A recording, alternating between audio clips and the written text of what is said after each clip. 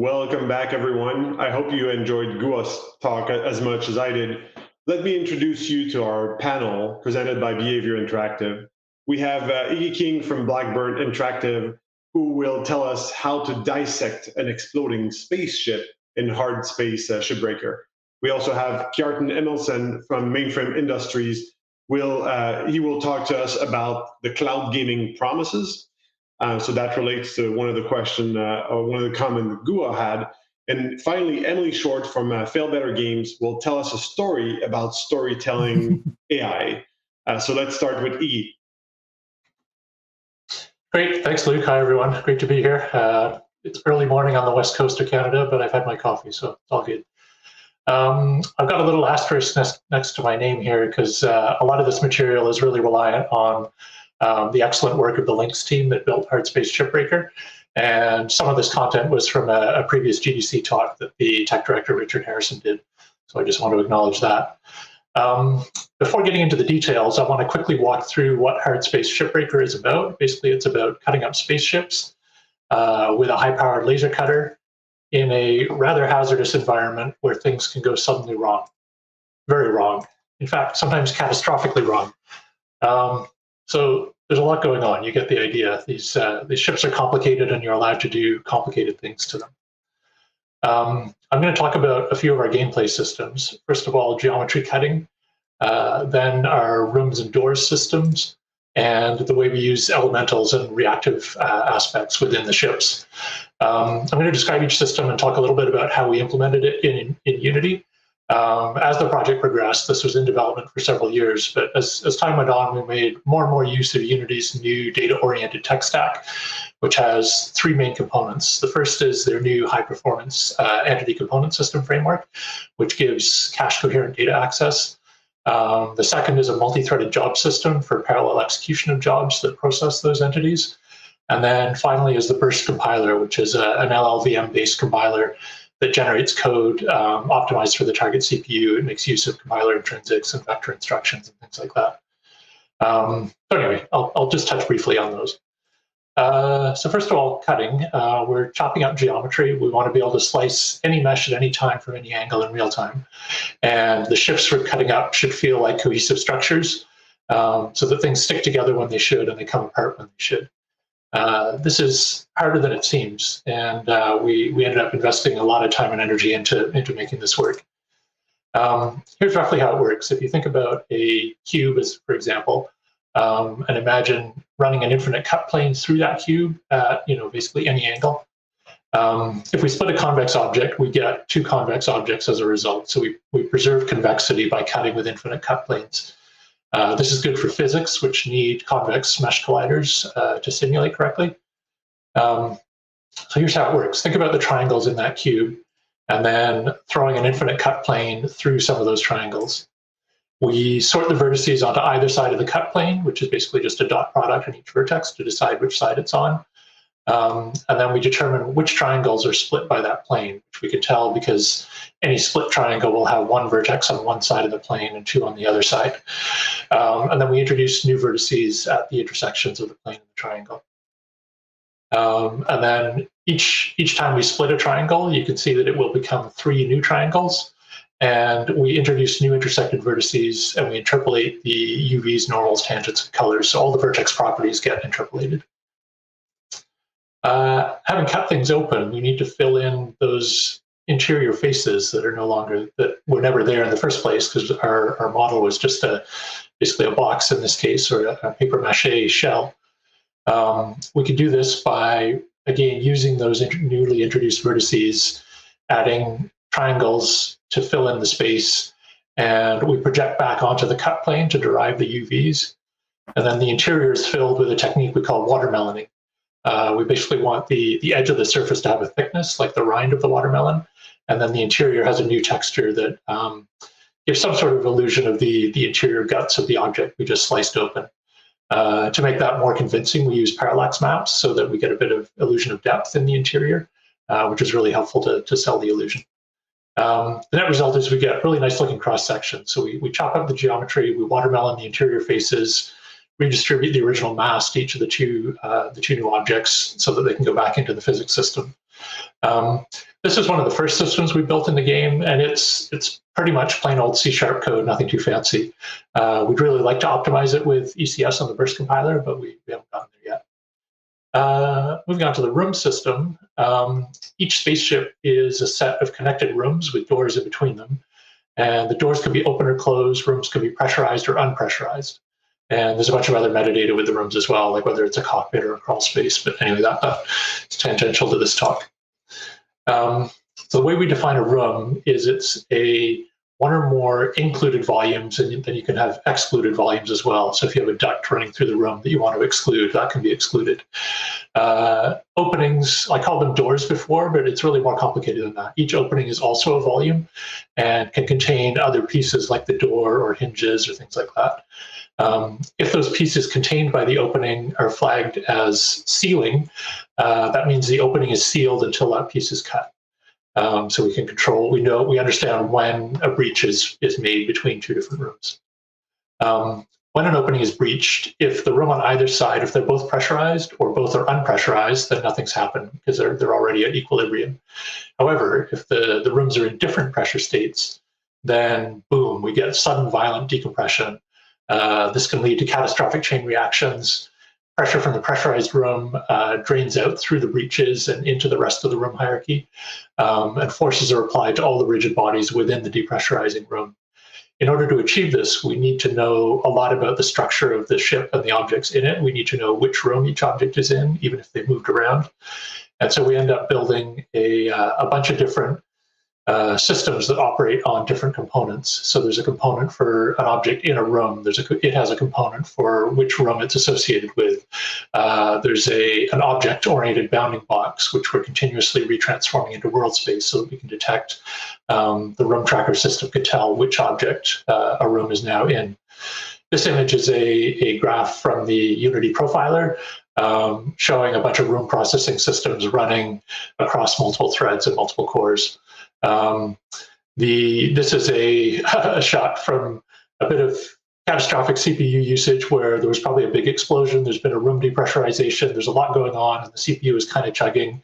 And we got the screenshot because we're looking at exactly what's happening, trying to figure out how to get better performance. The key here is going to be looking at all the idle time on those threads and figuring out how to fill that up with more CPU processing so we get better overall performance. Next up, the elemental system. This was inspired by Breath of the Wild. The basic idea is that we have different reactionary properties that can be assigned to any object, any entity that is, in the ship. These properties include flammability, electrifiable, freezable, and these objects will react to any object that is on fire or sparking electricity or cryogenic objects that cause things to freeze. And these can trigger chain reactions that ripple throughout the ship. So these chain reactions can escalate quickly and create a lot of chaos within an environment. There's a lot of objects involved. These again propagate through the rooms of the ship. And again, we make full use of ECS and burst compile parallel jobs in order to process all this data in a cache coherent and optimal fashion. So this is good for performance, but this component-based approach is also really good for design because these systemic behaviors that we have through the elemental system are basically just triggered by a component attached to an entity. So if we attach a flaming component to the cutter object, then suddenly the cutter sets things on fire. We don't need to write additional code. It's really just, it becomes a design feature, and the designers can mix and match components, subject to certain technical constraints, but basically they can add any behavior to any object. And so an explosion can also be a flaming object, which then has an area of effect and triggers flammability throughout a large environment.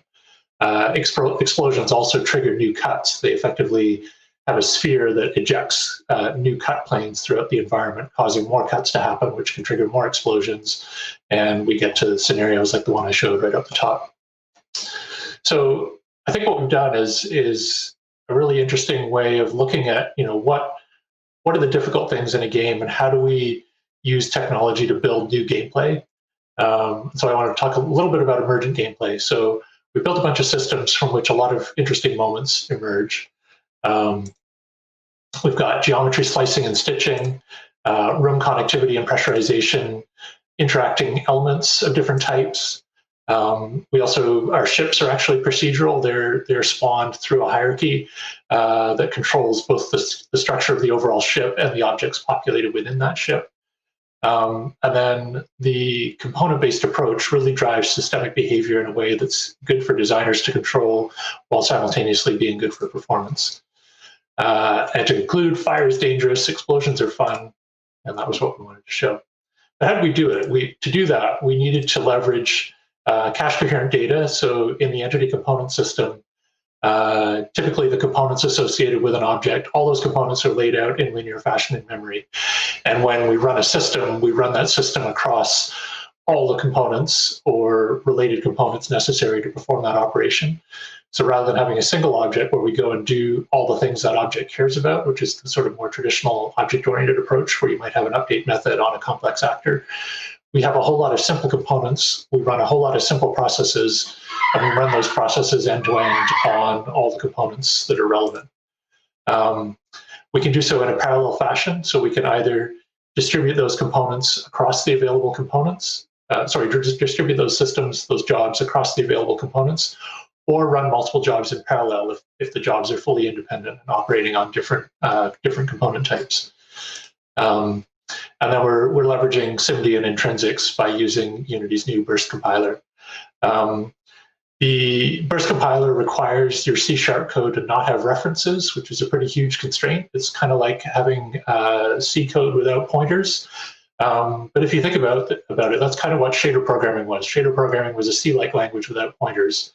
And by simplifying the language in that way, it enabled it to target fine-grained parallelism on a GPU. So this is kind of what we're doing on the CPU. We're taking advantage of multiple cores through cache coherent layouts of simple data and running a whole bunch of systems in parallel. I'm going to show a few maybe slightly boring graphs to demonstrate why this is important.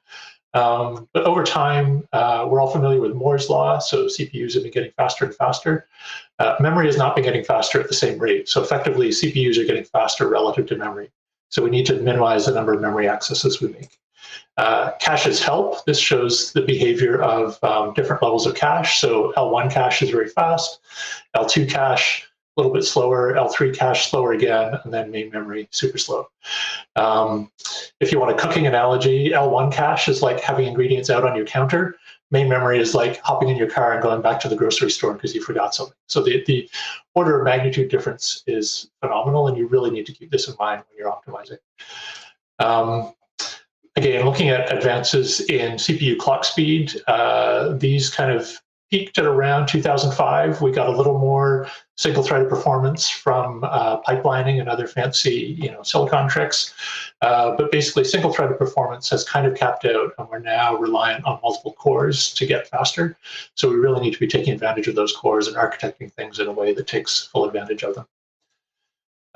Here's a simplified diagram of the Zen 2 CPU that's in the PlayStation 5 and the Xbox Series X. I'm not going to get into the details because I probably don't fully understand them anyway, but you can see that it's complicated. And basically, we want to be using code, generating code that's optimized for the CPU we're targeting to make sure we get as much benefit as possible out of that complicated silicon.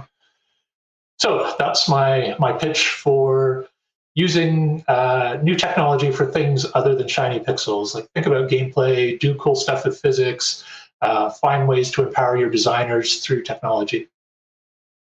Thank you. Thank you, Iggy. That was great. For attendees, please go to the Q&A question box. Type in your question for Iggy. We'll move to Kjartan, and when all three panelists are done, we'll answer questions. Kjartan, all yours. Hi, thanks. Could we have the presentation, please? Should I? Yeah, great. So first, to introduce me, I'm a CTO at Mainframe Industry. We are a Nordic company based in Helsinki, Finland, and Reykjavik, Iceland. And we are doing a cloud-based MMO. So this presentation is really about what are the promises of cloud gaming, and And but first, yes, our what we are creating as a company, we want to create one of the first open world, massively multiplayer online game that is built from the ground up from cloud gaming. And we really want to create a virtual world that millions will call home for decades to come. So coming a little bit to this, what are the promises of cloud gaming? I'm really going to talk about this from the point of view of MMOs, or basically online games with multiplayer games.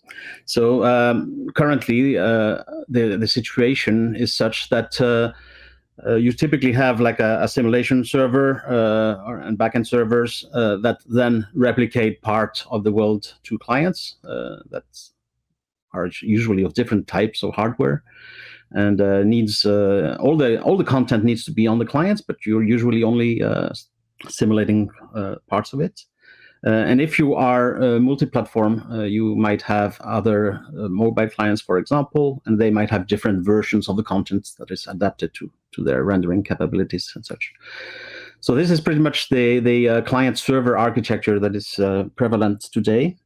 And just to briefly go a little bit to the opportunities of pure cloud, and going like around the clock here, one of the things is that content is now purely in the cloud. There's never a download of content to clients because the clients are essentially part of the cloud at that point. So you can have really large amount of content.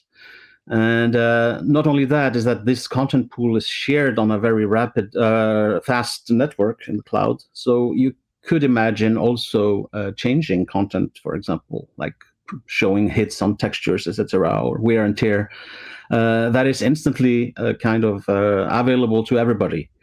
You don't need to replicate it down to a client before it becomes visible, etc. So this is an interesting kind of opportunity there. With using like vast amounts of data in the cloud that you can very quickly transfer between the rendering clients. This also extends to deployment to a certain point. So like an MMO, for example, is a service, and you want to keep service disruptions to a strict minimum. And having all the content and everything in the cloud allows, and all the clients in the cloud allows you to upgrade the systems nearly invisibly to the players, as they can essentially switch streams to a new deployment. And that is also an interesting aspect of just from an operational point of view. Another thing is that simulation can get arbitrarily big. This is like if you wanted to go into like crazy, let's say, natural resource economic distribution simulations, you could do that because you can distribute the result of those simulations quasi instantly. Basically, the shared state of that simulation can be accessible to all the clients simultaneously. So that's an interesting aspect. From a development point of view, it's also good to have a single rendering hardware target. Obviously, that's the case for people working on next-gen consoles and such. But for PC, that's really a luxury to have a single target to optimize for and also to resolve bugs for. So you don't have to chase down the different hardware configurations of players, etc., etc. And then finally, you also have the fact that clients can be trusted. So in a way, the client software can become part of the simulation in a way that is fully authoritative as much as the server is. And obviously, this helps with anti-cheating and such, but it also offers opportunity to offload some of the simulation workload across the rendering clients as well. So just looking at it as one big computing cluster, essentially. So these are some of the big promises that the pure cloud is offering. But we should be cognizant that these will take time to materialize. Engines today are really designed for a client-server architecture and all the replication logic that it implies, and having like fully use the opportunity of every part of the game, including the clients being part of the possible simulation, is not something that is available really in engines today. So this will evolve. And also in terms of access, the network infrastructure will need to improve in some countries. One maybe of the positive effects of COVID has been to upgrade network infrastructure across the globe pretty efficiently. So that's going to be good. And 5G is also around the corner, and that will help for that. But one thing to note is that during this transition period, hybrid models where you essentially are offering a solution which is partly in the cloud but also accessible through normal clients, they sort of prevent some of these promises that I described here before, because either, for example, the clients are trusted or not. And if you have like a mixture of both, then you cannot get the advantages of that. So thinking of the promises as from a pure cloud gaming perspective, where it is definitely only accessible through that, is where you will probably have the most technological opportunities. But I'd like to discuss a little bit the things that are, I think, much more interesting for now, because I'm assuming that the technology will evolve to adapt to this. But we should also think about just the opportunity of the larger addressable market. So when we are targeting an MMO, for example, is typically for PC players or next-gen players, and we have this image of this like hardcore gamers. And by the way, I so much love to go into stock photos that I'm always looking for stock photos, and especially the descriptions.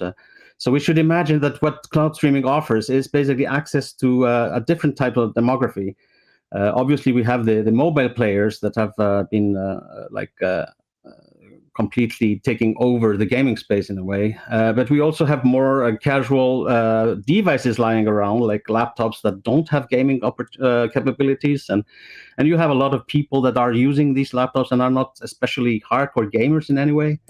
The same goes with as you go up the age and demography, you have people that have all kinds of devices lying around, are not really using them for gaming, except for maybe for some very casual mobile gaming. And the question is, like, once you remove the barrier of entry of access, that is, you can suddenly access the same virtual world through all out these devices in the same quality and same way, and you can interact it in the same way. Is there a game design that can cater to all of these different types of people? And I think there is the real opportunity currently in thinking about what kind of games or virtual experiences are we creating that can sort of open up newer demographies and new markets and sort of let them share this thing.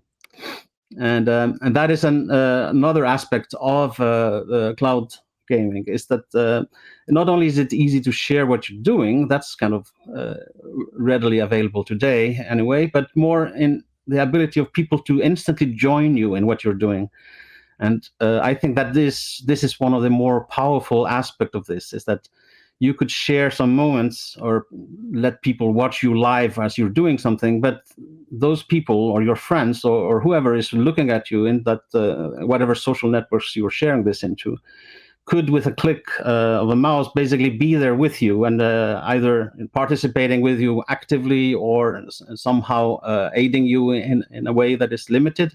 But just this ease of access is, I think, something that is completely new, and we need to think about how to create products that allow for this type of access to a game, and especially with the people that have come from a very different types of or different types of gamers, and how to cater for those, and how to create a world where you can both have game loops which are hardcore, but also ones that are much more casual. And I think that's just to summarize. I think cloud only will deliver the technology possibilities that everybody's asking about, but that will take some time, both from the engine sides and just in terms of deployment worldwide. But there are already new game design opportunities that are there, and that we should definitely try to capitalize on. and think of cloud gaming not as a replacement, for example, of a console or a PC, but it's basically an expansion of the market. And from that point of view, the question is, how can we help people play together that comes from all these different ways of accessing the world?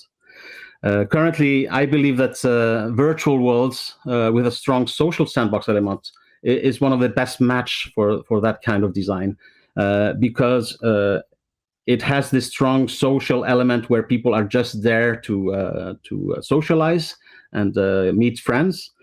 And within that context, you can then do stuff. And what you do can be arbitrarily complex. There are some people that are going to go and do very complex kind of things in that world because it's a sandbox that creates whole social organizations. And there are others that will be quite happy in doing some of the menial tasks involved in that. So this is where Mainframe is betting that we can sort of change the way that MMOs are done and create some experience that is accessible to a much wider range of people. And I think that will be done for me. Thanks, Kjartan. Please post your Q&A for both Kjartan and Iggy in the Q&A box on the right side. And now, Emily, the floor is yours. Thank you. I'm Emily Short. I'm at Feel Better Games. I give a quick introduction. I'm creative director there. Feel Better is a company that does a lot of narrative game work. It's very text heavy. We have a long-running text-based browser game that's been around for 10 years and has accumulated a huge amount of exciting content. So part of what I do is very much on the how do we tell lots of stories that adapt to our player base and keep them happy. But I also have a sort of second line, which is as a freelance consultant in narrative AI. So I also work as a GDC Summit AI advisor and have previously worked on a couple of tool sets, Character Engine at Spirit AI and Versio at Linden Lab. So this talk, based on that, is not going to be very deeply exploring specific examples from clients that I've worked with, because obviously I don't really have permission to do that. So instead, what I'm going to do is talk through what narrative work is being done by AI right now, what we could be expecting to see in the near future, and then where I think there's room for sort of interesting expansion on what we're currently doing as the tech develops. And because we're a little short on time, I'm talking quickly, and I will take questions afterwards, but I'm not going to expand on some of these things as much as I otherwise might have done. Okay, so currently, stories that are told in games are using procedurality in some really interesting ways. This is a great time to be giving this talk because we have Watch Dogs Legion out. So we're seeing procedurally generated characters that are allowed to be very interactive in the world state that is responding to what they're doing, and combinations of possibility of who these characters are, what they mean culturally, that would have been very difficult to achieve before recently. We're also interested in questions like NPC relationship tracking. So if you make a connection with somebody in the story world, are they going to remember that? Are they going to act on it in the future? And then how can we present that to the player? So in addition to building out large spreadsheets and procedural combinations of character traits, how do we enact that? How do we allow the player to experience that? Do we have finite state machines representing emotional state? Do we have generative grammars recombining dialogue? So one of the ongoing challenges that we've seen in storytelling in games based on procedural world models over the past 10 years is that we've tended to have really interesting possibilities in terms of what we could be calculating about how these characters feel and what they're doing. But the bottleneck really is about how we present that to the player. It's, do we have the ability to change up their lines of dialogue, change up their delivery of that dialogue, make their sort of response to the player show that they have that relationship state? So some of the new incoming tech that we're seeing is removing those bottlenecks, because we're starting to see things where we can use machine learning-based voice models or pre-baked line renderings that allow us to have variant dialogue that otherwise would have taken far too much recording. Also having machine learning model-based animation presentations. So places where we need runtime lip syncing, we're able to deliver on that where it would not have been possible before. And then also one of the things that we've kind of been looking for a long time, but not necessarily always had kind of the computing power available for, or the delivery methods available for, is goal-seeking NPC dialogue, where there's something that the NPC really knows they need to deliver in this scene. I need to tell you this, I need to give you a quest, but I'm actually going to not just run through a pre-recorded script of what to say to you, but I'm going to look at what do you know as a player, what is your skill level, what kind of quest am I trying to give you, what information do I need to convey that hasn't been conveyed to you earlier in your particular individual playthrough. So there are lots of things here where there have been kind of pre-existing ideas, techniques, and gameplay desires that we're now seeing more potential to have a good pipeline to actually get that into production games. So part of that comes from real improvements in WaveNet-based, neural net-based technology for doing voice synthesis. One of the big challenges here, though, is that these voice models tend to be very dependent, as you'd expect, on having a very large data set. So the best voice models tend to be localized to English and Chinese, and it becomes more difficult to get voice models that are going to deliver a compelling and effective kind of emotive presentation in other languages. But this is an area where the technology is moving really quickly, and the social constructs to support it are also moving quickly. So we're seeing other countries beginning to develop additional bases of material. And we're also seeing some tooling that, instead of using just a machine learning model to produce the voices, allows you to take a voice that's been pre-recorded by an actor and then use some overdub technology. So this is technology developed by Lyrebird to replace some of the words in that outgoing dialogue and have that dialogue performance matched up against how the original actor spoke, but with a different piece of content in it. So this allows for some really nice remixing, localizing things to the particular environment that you're in, customizing the barks to the world state. And then when you layer that on top of some of what is going on in terms of emotional changes in these models, you can also do things where slight changes of pitch or slight other changes to the model will actually allow you to convey through the voice of the generated line, this character's a little sad right now. And suddenly we unblock all of this information that potentially is in this world model about how the characters are feeling. That would have been just too hard to convey to the player before we had that. So those are some really exciting things that are going on right now and that I expect we're going to see kind of move along. I think we're going to see those technologies be adopted in the less dramatic portions of a game first. It's a lot easier to adapt and get away with a machine learning voice line read of an environmental bark than it is to have that in a big critical cutscene of your story. But as that space opens up, we'll see more and more kind of play with what's possible with those. The other thing that's going on right now that's quite exciting is to do with our ability to detect and respond to player needs. So there are all sorts of experiences that players can have with our game in the moment that we might or might not want them to have. They can be confused, they can be bored or frustrated, they might be at the wrong skill level, they might not be understanding what's going on in the story very well. There might be accessibility issues, there might be information from the story that they didn't get because they didn't understand it, they didn't read it correctly, it's been 6 months since they last picked up the game. So these are all areas that affect the gameplay experience in terms of, systemic gameplay, but also affect the story experience, and that can be partially remediated via the story as well. So the trick here is, what can we detect and how can we adapt our game to respond to those? And one of the really interesting things going on here is that we're developing better models for seeing from gameplay behavior, is this person confused? Is this person frustrated? And then having the runtime capability to do something to adjust to that. And that even includes some areas of runtime capability that might not seem immediately obvious, like the ability to change lighting in a scene dynamically might be used as an environmental cue to draw the player's attention to something that they seem to have missed. So that might not seem like off the top, like it's a narrative adaptation, but it's all part of this kind of larger system.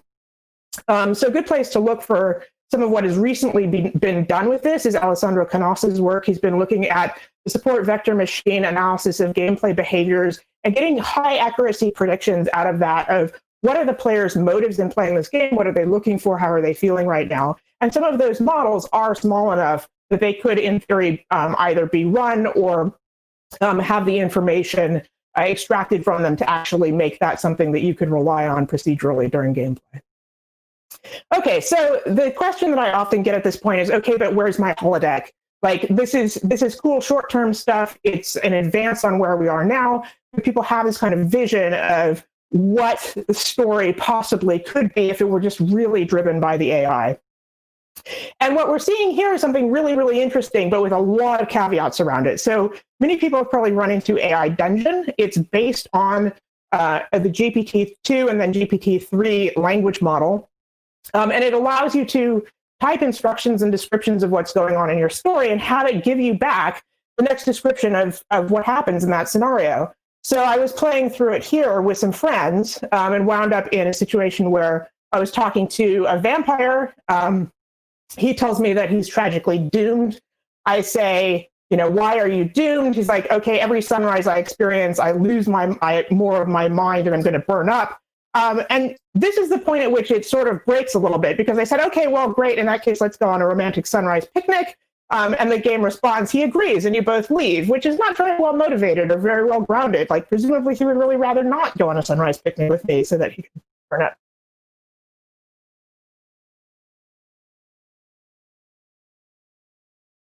You can't see it? Sorry? Oh. Okay. Sorry, I've been running through a bunch of slides here. I don't know how to change that. Do you see that change now? Okay. Let me go back in. Let me know if it's working. Can you see that? AI Dungeon?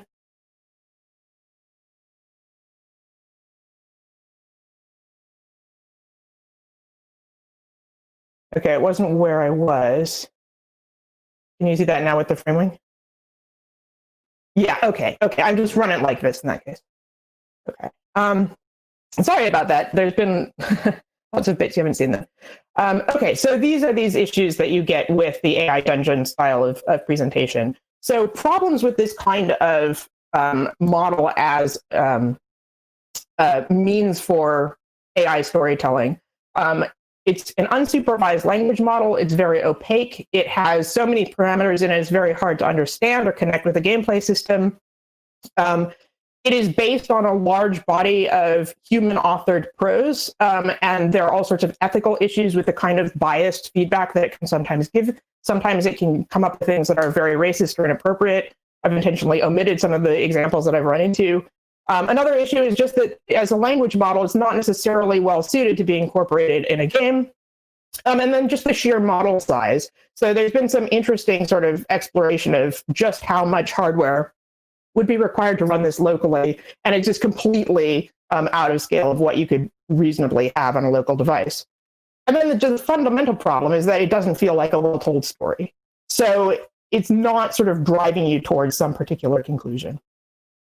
So how do we address these kinds of things? If we want to start to explore more narrative possibilities, what can we be doing? How do we ask questions that are going to lead us to models that are actually going to help? So some things that I've seen as pitfalls in projects in the past. We have cases where a player or the team becomes overly invested in a single technical solution and disregards the power of hybrid approaches. Often the way of addressing these problems is with a combination of small solutions rather than one attempt to make a really large one. Developing a model whose outputs are going to be hard to communicate to a player. I've seen lots of really interesting R&D projects and academic projects that have built some cool AI model, but they have no way of communicating what's going on to the player in game. Defining the problem in overly simulationist terms. So let's make a realistically human character rather than in terms of the game need. And asking the model to just answer the wrong questions. Like these are, we need to know if we're trying to build these models, what we want to get out of it that is going to contribute to our narrative experience. So in approaching this, the trick, I think, is to think like a narrative designer and approach this almost as though you were doing an adaptation. So one of my recent projects was adapting the story of Orwell's Animal Farm to gameplay. And that required thinking about what are the components of this story that the player has to encounter in order to experience the story properly? What are alternate things they might encounter that weren't written in the original version? How do I personalize those? How do I change things around? And that's the same kind of thinking. I mean, that's an adaptation from a linear narrative to an interactive narrative, but that same kind of thinking is what we need to bring with us when we're defining what it is we're trying to get out of our narrative AI. So strategies that I've seen be very successful are strategies of use the AI to riff on what is going on. This is the content selection problem, but looking at all the things that are available currently, what beat, what bark, what environmental detail or object is going to fit well here. Now,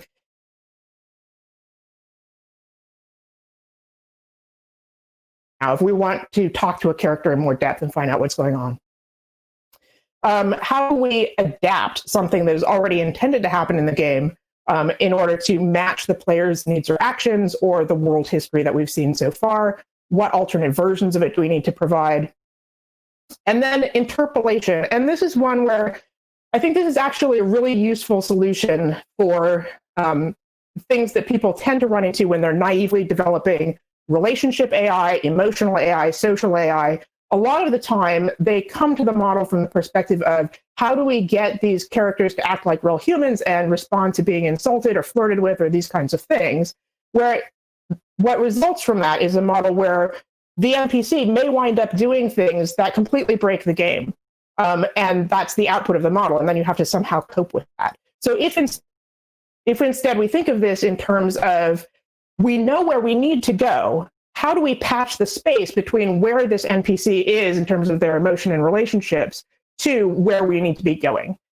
So we've got a model that tells us this character is angry. We've also got a narrative structure, narrative data that tells us, but we need them to help us on their next quest.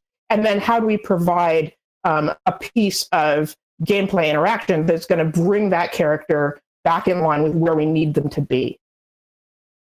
The anti-pattern here is trying to produce something that works for narrative the way that GPT-3 works for language. We're not looking for a completion or a narrative prediction engine. It's a really interesting idea, but I have not ever seen that come out with sort of satisfying results. And it is so challenging as a problem just to be able to say, like, I want a machine that is just going to be able to produce more and more and more content without end that is going to contribute to something that feels like a satisfying story. It's really hard. So what does this get us? If we approach these problems this way, we wind up with better defined problems for what we're trying to do with the narrative, not give the player in-character dialogue options based on their unique persona, because that's quite broad, but it might be something more precise, like let's adapt some predefined dialogue moves to fit the player, and then that becomes a style-fitting problem. You get fewer unintended results, so not the NPCs can have modeled emotional reactions that are going to lock the quest, but instead that kind of transition that I mentioned earlier. And the player experience that you get out of this is one where you have more unique protagonists. The characterization that the player is role-playing is honored better by the game. You have more responsive NPCs who are able to show that they've reacted to what you've done, but move back in line with the narrative more quickly. You have more fluid storytelling because the better model you have for what knowledge still needs to be conveyed to the player, the more effectively you can allow the player to explore the story space without forcing them through specific narrative gates. So instead of saying, okay, you have to do quest 1 and then quest 2 and then quest 3, you can be freer about mixing those up because your system is robust enough that it's going to be able to compensate. And then you get a better paced experience as well. Like these kinds of systems tend to be better at responding to some players wanting to explore, some characters wanting to move on quickly. They can adapt better to those kinds of problems and give fewer reasons for a player to disengage from the experience. So that is my pitch for why we should have narrative design-led approaches to developing our new AI. Thanks, Emily. We're running slightly late. Apologies for some of the technical issues. We will take some time off of the breakout session, so we'll start the breakout session a bit later. So go ahead and put any of your Q&A. We have a couple here to get started, but go ahead and put any questions you have for Emily, Kjartan, or Iggy. Let me get started here. So question for Iggy. In reference to Kjartan's talk on cloud native games, do you think it's a well, I guess what's your take on having to support a single platform versus multiple platform in this case? I mean, obviously it would simplify development if we just had one platform to target. But then Kjartan said in his talk that he doesn't see console going away. This is just another distribution mechanism. So I think we still need to support multiple platforms. I do think there's potential for design techniques that we haven't considered if we can scale up on the server. For Hard Space Shipbreaker, our simulation is super complicated, and we built it as a single player game. We'd love to make it multiplayer, but we don't know how. But I think cloud streaming could enable multiplayer in Shipbreaker, just because you would have one machine running it and two players cooperating in the same environment. So it would definitely help us in this particular game. The other question I have is around the business model. Like, will the platform provider be able to basically buy hardware for all the players? Obviously, you know, that kind of works for Netflix, but I think games are a lot more complicated, so the technical demands are much more stringent on the server side. So we'll see, I guess, where subscription-based gaming goes in the future. Kjartan, how about this question from Iggy? So how do you think the business model will work for game? Do you think that's viable? Well, you certainly have to be a believer when you're in that domain. And in a way, we as the creators of the content, we put our faith in the platforms and their bet that they're doing. They are taking a long view on this. So for them, it's more like a 5 to 10 years strategy, I guess. But I think it's important for your game developers to at some point jump on the wagon and be early in getting acquainted with this technology and the opportunities it holds. So I'm gung ho on it and certainly want to make it happen. And but the macro is obviously something that will take time to develop and the business cases as well. We've seen this before with various technology disruption. It takes some time to become established, and usually it comes with new business models that we haven't thought of yet, and applications that we haven't thought of yet. Good point. And to go back on the Netflix example, I'm sure it's costing them way less for hardware and bandwidth these days, and much more for content. So maybe in the long run, that's the same thing for gaming. Question from the audience for Kjartan, related to cost as well. The cost of content creation has traditionally been a bottleneck on scope of traditional MMOs. Lots of content, lots of costs related to that. You have specific plans for creating a lot of content inexpensively, so you can take full advantage of a no content limit that the cloud model provides. So we are sort of using a three-pronged approach to this. We're obviously using as much as possible all the nice procedural tools that are out there, like Houdini and others, to be able to procedurally generate a lot of content, and more specifically, more procedurally assisted generation of content, where you basically you multiply the force of a designer to create something that is unique and not completely procedural, because that's usually something that you really quickly spot, but more have these tools to help them create much more larger amounts of content that looks fabulous. But that's for the visuals. For the gameplay content, in our case, we are really aiming as a social sandbox that the social structures are the real ultimate content, and those are provided by the players. And there, it's more about the kind of social systems that you create and how you represent them in the game, and how to make them engaging and interesting. And for that, I don't think it's you wouldn't look at it as a traditional content creation.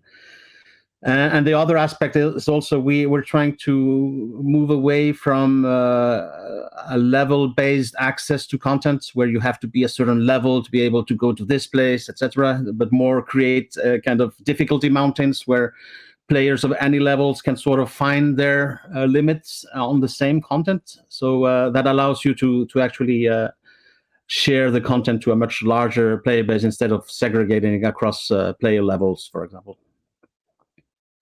Great, thank you. Emily, you see in the future AI-driven narrative. How do we make sure that if the main story is AI-driven, that there's a beginning and an end?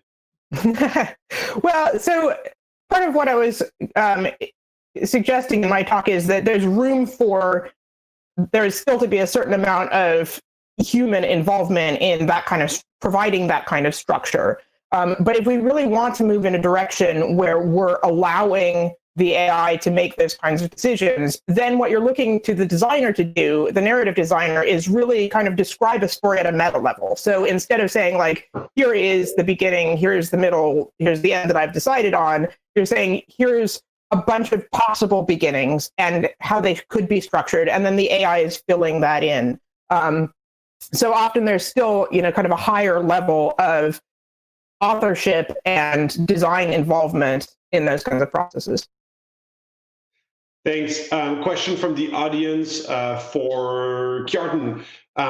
What kind of new competencies, if any, you think that game developers will need, whether for artists, programming side, design side, for the new cloud gaming? Well, touching, for example, on this on the artistic side, talking about the tools that allow you procedural generation of content, I think that's very useful, and not only, of course, in cloud gaming, but specifically there, at least we see that we are using that a lot, and it is something that is very good to get accustomed to.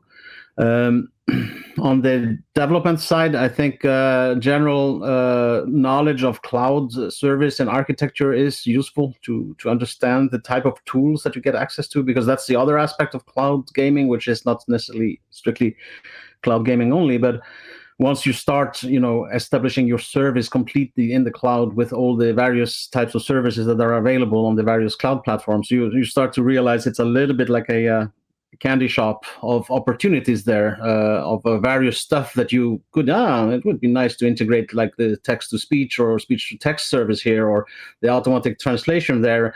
And suddenly you find yourself trying to interface with a lot of those services in the back end, and knowing a little bit your way around there is a good thing. So I guess it's something that people that are using, that are creating web applications, should be fairly familiar with. But looking at these things at the scale that a typical online game can be is challenging. So I think there's a lot of that. Great. Another one for you. You talked about some of the challenges related to cloud gaming, whether it's technical challenges or connectivity. The question is, how long do you think it will take for these challenges to be overcome? Well, I think once the services are deployed and you have like an established pipeline for publishing on those, I would see that happening within the next couple of years. The more deeper technological changes that comes from the engines, for example, I would say takes a little bit more time. That's usually it takes more time to do this kind of fundamental changes to engines and then have it stable and such that the studio can start using those engines and deploy games on it. So I would say there is like 4 or 5 years ahead in time.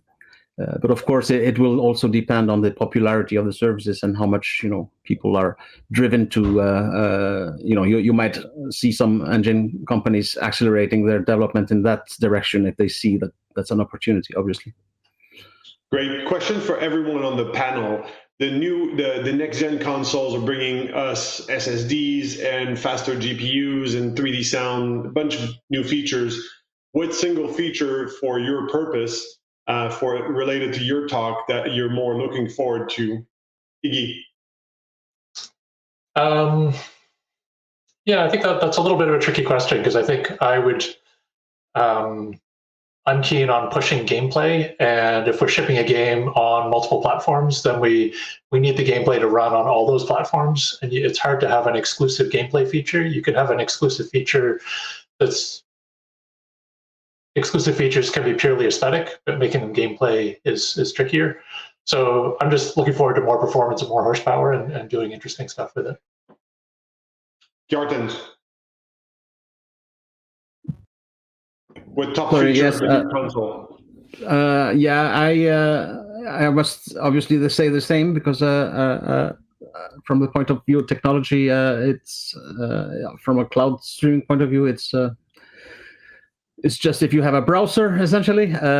I would like to see more deeper integrations of social network functionality into games, such that they go into the games, become part of the games. Currently, you are not accessing your social networks anonymously. So to explain, if you're in the game, you want to have this ability to share stuff and do stuff with other people, but without revealing your true identity. And most social networks don't allow for that currently. This is something that I would like to see evolving. Great. What about you, Emily? For me, it's also very much about performance and horsepower, in particular because, like, a lot of the time, the more exciting things that you might want to do procedurally with a character in terms of, goal seeking in spaces that are not about just pathfinding across the terrain, for instance. Like, often on current consoles, there's just not enough room available for the AI team to do very much. So just having more space to expand into is key.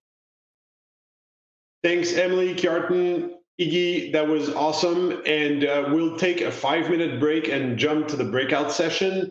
You can actually go to the breakout session right away. It's on the in Pine. There's a breakout tab. You just click on the room you want to join. You can use your camera or not. And we're going to discuss what the subjects were in the panels and keynote subjects. And then after that, come back to the main stage for Mr. Ed Fries. That's going to be here with me for a fireside chat at noon. See you soon.